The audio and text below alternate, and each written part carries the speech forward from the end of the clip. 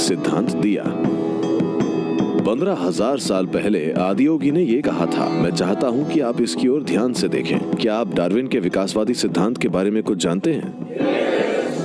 नहीं, सिर्फ इस तथ्य के बारे में नहीं कि पहले आप बंदर थे, सिर्फ वो नहीं, कुछ और।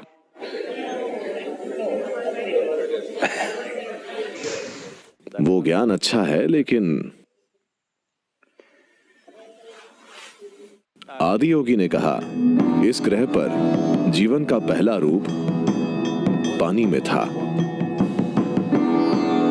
खैर, आपने इस बारे में कई अलग अलग तरीकों से सुना होगा। लोगों ने आपको बताया होगा 9 अवतार हैं। हाँ? क्या आप मुझे बता सकते हैं ये 9 अवतार कौन से हैं? मत्स्य अवतार? नहीं, कूदिए मत। कूर्म अवतार? वराह? नहीं। नरसिम्हा? वामन? परशुराम? रामा? कृष्ण? बुद्धा? 9। अब आपको यह समझना चाहिए, इस समय लोग इन नामों को व्यक्तियों के रूप में देखने लगे हैं। इनकी ओर गुणों के रूप में देखिए। जीवन का पहला रूप मछली थी। डार्विन भी सहमत हैं, ये पानी में था। ग्रह पर दूसरा विकास जल थल दोनों पर रहने वाला जीवन था, कूर्म अवतार। आधा पानी में जो जमीन पर विहार करने लगा। उसके बाद बीच में कई दूसरे प्राणी हैं, लेकिन दूसरा महत्वपूर्ण जीवन स्तनधारी जीवन है। स्तनधारियों में सबसे पहला सूअर है। आज भी आप देखेंगे, आपके पास राजस्थान में जंगली सूअर हैं।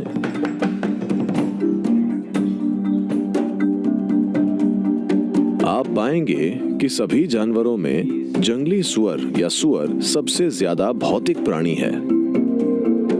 उन अर्थों में कि ये अपने शरीर में इतनी गहराई से जमा हुआ है कि अगर लोग किसी जंगली सूअर के शिकार के लिए जाते हैं तो वे उसे आसानी से नहीं मार पाएंगे।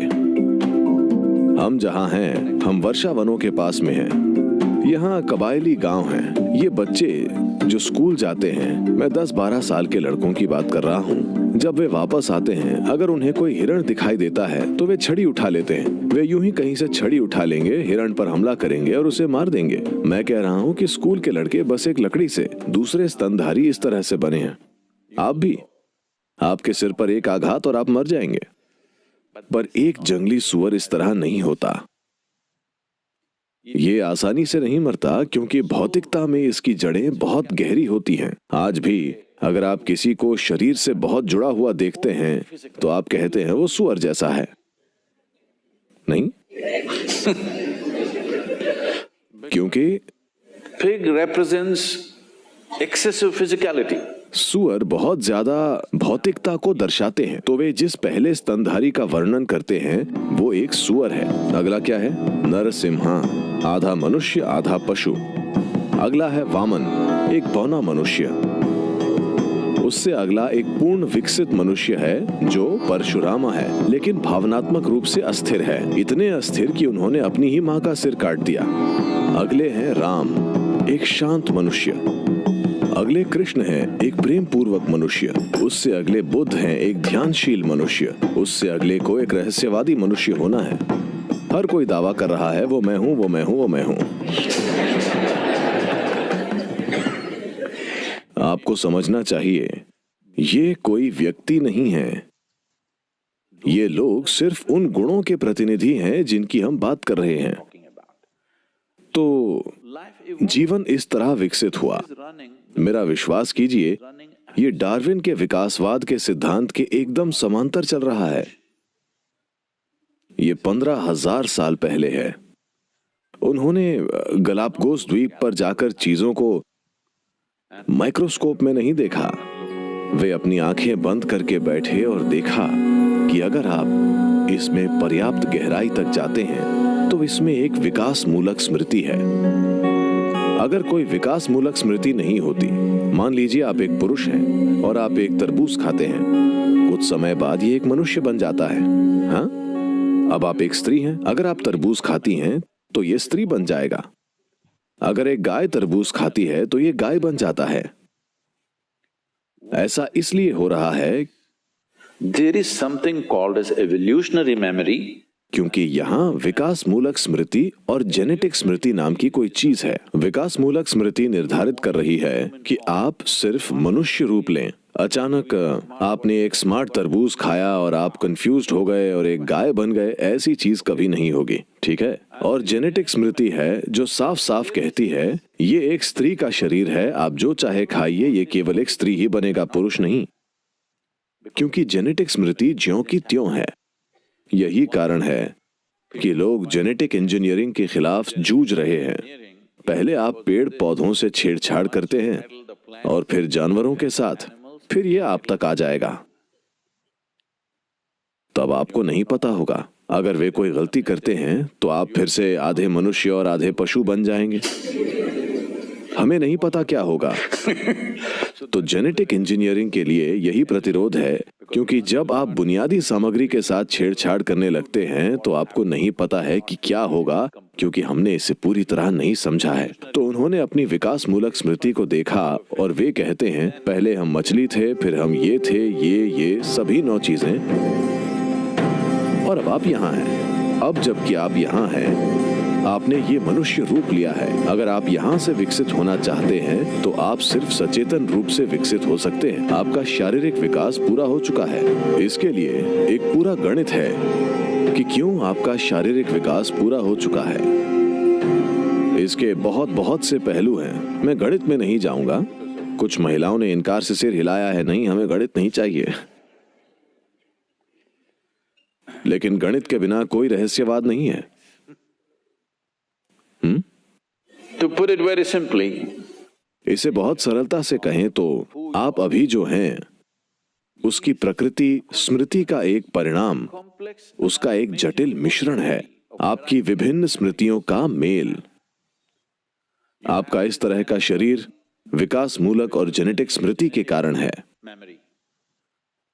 आपको ये पसंद है, वो पसंद नहीं है, ये अचेतन, अवचेतन, कार्मिक और दूसरी तरह की स्मृतियों के विभिन्न स्तरों के कारण है। आपकी पसंद नापसंद पर ज्यादातर आपका कोई कंट्रोल नहीं है। उससे ऊपर उठने के लिए आपको कठिन प्रयास करना होगा, क्योंकि स्मृति आपके बारे में सब कुछ तय कर रही है। इसलिए जब हम विकास कहते हैं, एक तरह से हम स्मृति के खेल और अनुभव के निर्माण और विभिन्न स्तरों पर इसके विकसित होने के बारे में बात कर रहे हैं। तो वे कह रहे हैं अगर आप प्रयास करने के इच्छुक हैं तो आप हर उस चीज के पार जा सकते हैं जो आपको सीमित करती है। सिर्फ यही चीज, आपका भौतिक शरीर ऐसे बना है कि ये अब और नहीं बदल सकता, क्योंकि इस सौर मंडल के साथ वे ये भी कहते हैं जब तक इस सौर प्रणाली में कोई महत्वपूर्ण बदलाव नहीं होता, आप शारीरिक रूप से विकसित नहीं हो सकते। उन्होंने स्वाभाविक रूप से पूछा, आपने इतना ज्यादा समझ लिया है पर हमारी बुद्धि संघर्ष कर रही है, क्या हम इसे थोड़ा और विकसित कर सकते हैं? उन्होंने कहा नहीं, एक अलग तरीके से। पर आज आधुनिक न्यूरो साइंटिस्ट कह रहे हैं कि आपका दिमाग इस शरीर में पैदा होने वाली ऊर्जा का 20% इस्तेमाल करता है। हालांकि ये बस इतना सा है। माफ कीजिए, क्या मैं बहुत छोटा दिखा रहा हूं? ठीक है, हालांकि ये बस इतना सा है और ये वजन में हल्का है क्योंकि इसमें ज्यादातर हवा है। उसके बावजूद ये हमारे शरीर की 20% ऊर्जा खा जाता है। बाकी का शरीर इतना बड़ा बची हुई 80% का इस्तेमाल करता है।